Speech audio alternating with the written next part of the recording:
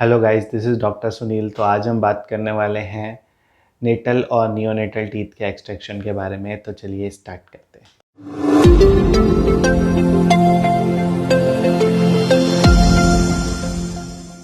जैसा कि आप सबको पता है कि जो नॉर्मल प्राइमरी डेंटिशन होता है वो 6 मंथ की एज में इरप्ट होना स्टार्ट होता है। लेकिन उससे पहले यानी कि एट द बर्थ के टाइम पे अगर जो टीथ प्रेजेंट होते हैं उन्हें हम नेटल टीथ कहते हैं, और विद इन अ मंथ जो टीथ इरप्ट हो जाते हैं उन्हें हम नियोनेटल टीथ कहते हैं। अब इसकी वजह से प्रॉब्लम ये होती है कि जो मदर होती है उसको ब्रेस्ट फीडिंग कराने में प्रॉब्लम आती है, और जो बेबी होता है उसको अल्सरेटिव लीजन हो जाते हैं, यानी कि उसकी टंग के नीचे बहुत सारे ट्रोमेटिक अल्सर्स हो जाते हैं जिसको हम रीगा फेडे डिजीज़ भी कहते हैं। क्योंकि क्या होता है कि जो इन्फेंट के गम पैड्स होते हैं, टंग उनके बीच में ही रहती है, जिसकी वजह से बार बार अगर उस गम पैड के अंदर नेटल या नियोनेटल टीथ प्रेजेंट है तो उसकी वजह से बार बार जो टंग है उस पर ट्रॉमा होता रहता है और वहाँ पे खूब सारे अल्सर्स हो जाते हैं। और जो बेबी होता है वो काफ़ी इरिटेट होने लगता है इस वजह से, और वो काफ़ी रोता रहता है पूरे टाइम। तो ये प्रॉब्लम मदर और बेबी दोनों को ही होती है। तो अब इन टीथ का एक्सट्रैक्शन कैसे किया जाता है और इसका क्या प्रोटोकॉल होता है? तो इसके ट्रीटमेंट के लिए काफ़ी सारी मोडालिटीज़ है, काफ़ी सारे ऑथर्स, काफ़ी सारे क्लिनिशियंस अलग अलग मेथड्स का यूज़ करते हैं। मैं आपसे वो मेथड डिस्कस कर रहा हूँ जो मैं खुद के क्लिनिक पर यूज़ करता हूँ।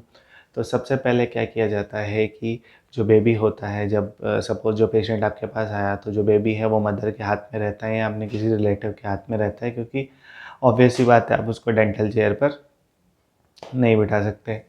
तो अब पहले तो वो अपनी मदर के साथ एक कंफर्टेबल सिटिंग पोजीशन में है, पहले तो आपको ये चेक करना है। और दूसरी चीज़, एक्सट्रैक्शन से पहले वो बेबी फीड किया हुआ होना चाहिए। जैसा कि हम सारे पेशेंट्स जो भी हम एक्सट्रैक्शन के करते हैं उसमें हम सबसे यही पूछते हैं कि आपने खाना खाया है या नहीं, और उसके बाद ही हम एक्सट्रैक्शन करते हैं। तो ऐसा ही इनमें भी अप्लाई होता है कि वो बेबी प्रॉपर फीड किया हुआ होना चाहिए। अब थर्ड चीज़ जो सबसे प्रॉब्लमेटिक होती है वो होती है उसकी माउथ ओपनिंग, क्योंकि बच्चे को तो पता ही नहीं कि वो कभी भी अपना मुंह बंद कर सकता है, और वो मुंह खोलता भी नहीं है, वो उसकी मर्ज़ी है। तो इस केस में हमें ज़ोर ज़बरदस्ती का सहारा नहीं लेना है। यहाँ पर सबसे जो सिंपल ट्रिक जो मैं यूज़ करता हूँ वो है कि आपको अपनी जो फिंगर है वो उसके लिप्स के पास लेके जानी है, और वो बच्चा ऑटोमेटिकली अपना मुंह खोल देगा। वो इसलिए क्योंकि उसको ऐसा लगता है कि अब उसको ब्रेस्ट फीडिंग के लिए मिल रहा है। तो इस वजह से जैसे ही आप अपनी फिंगर वहाँ पे रखेंगे वो अपना माउथ ओपन कर देगा। लेकिन यहाँ पर एक चैलेंज ये आ जाता है कि वो बार बार अपनी टंग से आपकी फिंगर को प्रेस करता रहता है। तो इसकी वजह से आप उसके जो टीथ है वो अच्छे से विजिबल नहीं कर पाएंगे। तो इस केस में क्या करना है, आपको जो अपनी फिंगर है जैसे ही वो अपना माउथ ओपन करता है उसको धीरे से अंदर की तरफ ले जाना है और उसकी टंग को पीछे की तरफ रिट्रैक्ट कर देना है, ताकि आपको अच्छे से उसके टूथ विजिबल हो जाए। अगला काम जो आपको करना है वो ये है कि आपको उसकी मोबिलिटी चेक करनी है। कई बार क्या होता है कि जो प्राइमरी डेंटिशन होता है वो जल्दी इरप्ट हो जाता है। जल्दी इरप्ट होने की वजह से वो फर्म होता है। तो ऐसा नहीं हो कि हम उन दांतों को निकाल दें। अगर उन दांतों को हमने निकाल दिया तो हमें इन फ्यूचर चल के उसको स्पेस मेंटेनर देना पड़ सकता है।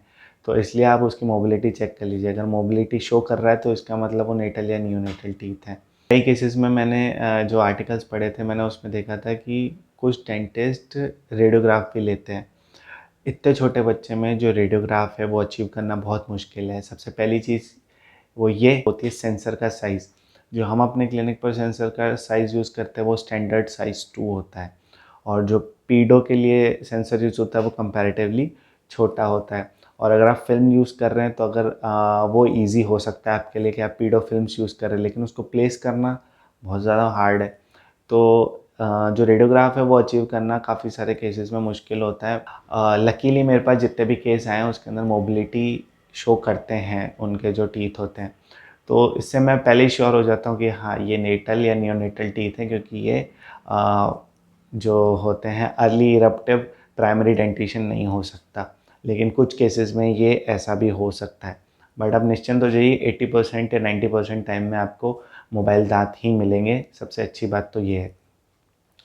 अब उसके बाद जो नेक्स्ट थिंग आती है वो होती है एनेस्थीसिया को कैसे अचीव करना है। इस केस में सिंपल सी चीज़ है, आपको टॉपिकल जेल लेना है, उसको वहाँ पे अप्लाई करना है। देन उसके बाद आपको स्प्रे लेना है, लेकिन स्प्रे को डायरेक्ट पेशेंट के मुंह के अंदर स्प्रे मत कर देना। वो छोटा बच्चा है, अंदर ले जाएगा, बहुत परेशानी होगी। तो आपको क्या करना है, कॉटन लेकर उसके ऊपर स्प्रे करना है एंड देन उसको वहाँ पर अप्लाई करना है। तो अगर आप जेल देते हैं, जेल अप्रॉक्सीमेटली 2% के अंदर अवेलेबल होता है और जो स्प्रे होता है वो 10% के अंदर अवेलेबल होता है। तो इसलिए दोनों लगाने से अच्छा एनेस्थीसिया अचीव हो जाता है और अगर आप सिर्फ 10% स्प्रे भी लगाते हैं तो भी एनेस्थीसिया अचीव हो जाएगा। उसके बाद सिंपली आपकी एक फिंगर उसके माउथ में तो है ही, आप जो भी है पीडो फोर्सेप्स से उसके दांत निकाल सकते हैं आराम से। दांत निकालने के बाद आपको हीमोस्टेसिस अचीव करना है। हीमोस्टेसिस अचीव करने के लिए आपको पता है कि आपको प्रेशर पैक या प्रेशर गॉज देना है। अब बच्चा ऐसा तो है नहीं कि आपने उसको कह दिया मुंह बंद करके रखो तो वो करके रखेगा। अब उस केस में आपको खुद ही जब तक ब्लीडिंग स्टॉप नहीं हो जाती आपको वहाँ पर गॉज पीस को अप्लाई करके रखना होता है या आपको उनके किसी रिलेटिव को कहना होता है कि इसको फिंगर से पकड़ के रखें।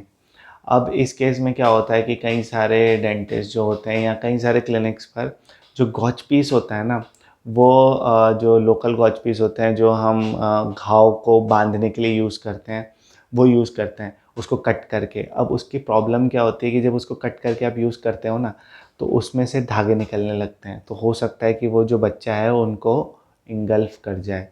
तो आप इस केस में कोशिश यही करिए कि आप स्टराइल स्वैब ला कर रखिए अपने क्लिनिक के ऊपर। स्टराइल स्वैब्स आपको मार्केट में मिल जाएंगे, वो पैकेट गॉज पीस होते हैं, छोटे छोटे कटिंग आती है उसकी और उसमें से कोई भी धागा नहीं निकलता क्योंकि वो बिल्कुल पैक्ड होते हैं अब चारों साइड से। तो इस केस में जो बच्चा है वो धागे अपने अंदर इंगल्फ नहीं करेगा। तो ऐसे गॉज पीसेस आपके पास होने चाहिए जो स्टराइल होते हैं। मैं तो सारे एक्सट्रैक्शंस में वही यूज़ करता हूँ, लेकिन अगर आप नहीं करते तो आप करिए क्योंकि काफ़ी अच्छा है, आपकी प्रैक्टिस में काफ़ी अच्छा आपको भी लगेगा उसको यूज़ करने में। तो ऐसे गॉज पीस का यूज़ करना है वरना उसके धागे वो बच्चा खा सकता है। उसके बाद आपने उसका हीमोस्टेसिस अचीव कर लिया। अब आपको लगता है कि हो सकता है कि उसको पोस्ट ऑपरेटिव पेन हो जाए क्योंकि हम भी एक्सट्रैक्शन के बाद जो एडल्ट्स होते हैं उनको भी दवाइयाँ देते हैं। तो इस केस में आप मेडिसिन क्या दे सकते हो? इस केस में मैं देता हूँ जो पैरासीटामोल होता है उसका 1 ड्रॉप, दैट्स इट। यानी कि अगर पेशेंट को पोस्ट ऑपरेटिव पेन है तो उसको एक बार की फीडिंग के बाद 1 ड्रॉप जो पैरासीटामोल का है वो देना है, वो मैं उसके पेरेंट को बता देता हूँ। अब वैसे तो पैरासीटामोल काफ़ी डेंजरस होता है बच्चों के लिए, उसको ज़्यादा नहीं देना चाहिए और 3 दिन से ज़्यादा यूज़ नहीं करना चाहिए।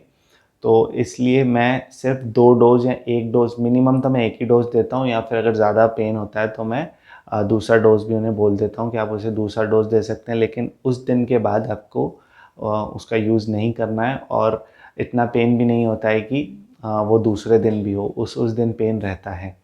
तो पैरासीटामोल के ड्रॉप्स आप इनको प्रिस्क्राइब कर सकते हैं। तो दैट्स इट। अब यहाँ पे आपका केस हो गया। तो अगर जैसे ये अल्सरेटिव लीजन है, अगर ये 2 साल से कम के बच्चों में होते हैं तो इनको हम रिगाफेडे डिजीज़ बोलते हैं और अगर ये बड़ी एज के बड़े एडल्ट्स में होते हैं या 2 साल से ऊपर के बच्चों में होते हैं तो इनको हम ओरल अल्सरेटिव ग्रैनुलोमा कहते हैं। ये मैं इसलिए आपको बता रहा हूँ क्योंकि ये आपको केस फाइल में लिखने में हेल्प करता है क्योंकि एक स्टेप मैं आपको बताना भूल गया, वो ये है कि आपको पीडियाट्रिशियन से और गायनेकोलॉजिस्ट से भी कंसल्ट करना चाहिए क्योंकि जब भी आप उनसे कंसल्ट करेंगे आपके फ़ाइल में ये चीज़ें मेंशन होनी चाहिए ताकि उन्हें लगे कि हाँ आपको भी कुछ आता है। तो रिगाफेडे डिजीज़ 2 साल से कम के बच्चों में और ओरल अल्सरेटिव ग्रैनुलोमा 2 साल से ऊपर के में आपको लिखना है। अब क्या होता है कि एक चीज़ प्रॉब्लम देती है कि कई बार हम गायनेक से भी कंसल्ट नहीं करते, पीडियाट्रिशियन से भी कंसल्ट नहीं करते। तो इस केस में एक प्रॉब्लम ये होती है कि कई बार जो बच्चे होते हैं वो विटामिन के डेफिशिएंट होते हैं और विटामिन के जो होता है वो ब्लीडिंग स्टॉप करने में हेल्प करता है, क्लॉटिंग के अंदर हेल्प करता है। अब कई बार आप बिना पीडियाट्रिशियन या गायनेकोलॉजिस्ट के कंसल्ट से दांत निकाल देंगे तो हो सकता है कि उसका वो जो हीमोस्टेसिस है वो अचीव ना हो पाए। तो इसलिए टू बी सेफ साइड आपको ये कर लेना चाहिए ताकि आपको पता चल सके कि वो बच्चा उसको किसी विटामिन की तो डेफिशिएंसी नहीं है और स्पेशली विटामिन के तो आपको चेक करना ही है अगर आपको किसी तरीके का डाउट है क्योंकि ऐसा कहा जाता है कि जिनको नेटल या नियोनेटल टीथ होते हैं वो किसी एनोमली के साथ भी आते हैं। तो कुछ केसेस में ये नेटल और नियोनेटल टीथ किसी एनोमली के साथ या सिंड्रोम के साथ भी लिंक्ड होती है। तो हो सकता है कि किसी दिन किस्मत ख़राब हुई तो वो एनोमली निकल सकती है और आपने टेस्ट नहीं करवाया तो आप बहुत बड़ी प्रॉब्लम में फंस सकते हैं। अगर आपको कहीं पे भी डाउट लगता है तो आप एक बार पीडियाट्रिशियन से या फिर गायनेकोलॉजिस्ट से कंसल्ट कर लें तो ज़्यादा बेटर रहेगा। तो यही था आज का हमारा टॉपिक। आई होप आपको ये वीडियो अच्छा लगा हो। This is doctor Sunil signing off.